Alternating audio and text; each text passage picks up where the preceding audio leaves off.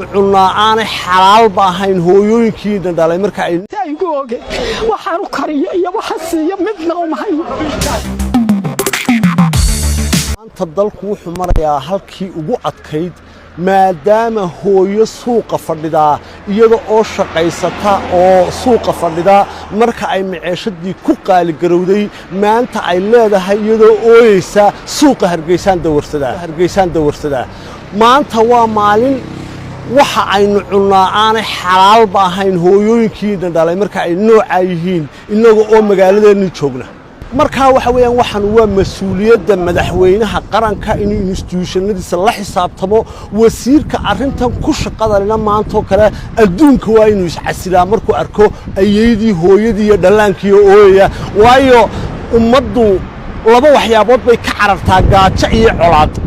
maanta gaaja looga qaxayaa magaalada Hargeysa iyo dhammaan qaranka Jamhuuriyadda Soomaaliland haddii laga qaxo yaa la xukumayaa golayaasha qarankana waxaan ugu baaqayaa in ay sameeyaan shuruucdii arrimaha bulshada ee bulshadan aynu mas'uulka ka nahay soo dooratay ilaalinay golaha deegaanka waxaan waa national issue golaha deegaanka caasimadda Hargeysa xukumaa maciishadu xukumaa uu controlaa is nothing to do with golaha deegaanka waxaan waa national issue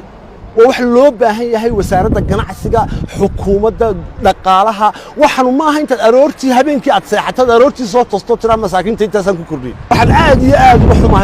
iyo aad uga xumahay isagoo wasiirku waxa soo fariima arkay waxa suuqa ka socda arkay inuu maanta xafiiska si fadhiya ceeba ayaan waarniyow deed shidaalka mid ka jabiya dadku waa kala shaqeysto maciishada iyada ka warrama maciishadu samadaas sameysho war ka qaxaynaawniyow adigu saddex gaadhan lahaan jirtay mid waa ka halka taagan kii labadii kale xageed geesi labadiis ku rogana waa kuwa labadiis ku rogamay waa kuwa halka taagan waa kuwa haye gaarigii kalena waa kala halka taagan garaasiidina waa kala taagan halkaas iska taagan fariintaas diraysa maciishadii iyo shidaalkii iyo wax walba waa qaali macabi biyaha maxaa la isku shubaa biyaha 100 bay ilaahay 80 tangi 4 fasta haye يعني مركب مش واقف ذا واقف بتهين هي اللي كلا يعانى أنا ورا اللي كلا كاسم محل ولا هذي باي من كم باي مش سكان رجال محل ولا هذي باي الله أنا واعي وأنا جميع وحول محل ولا هذي باي سوق عن الدور سنة كنا في النقابتي أما قاعدين وياهم دارني أيام السوق مرنا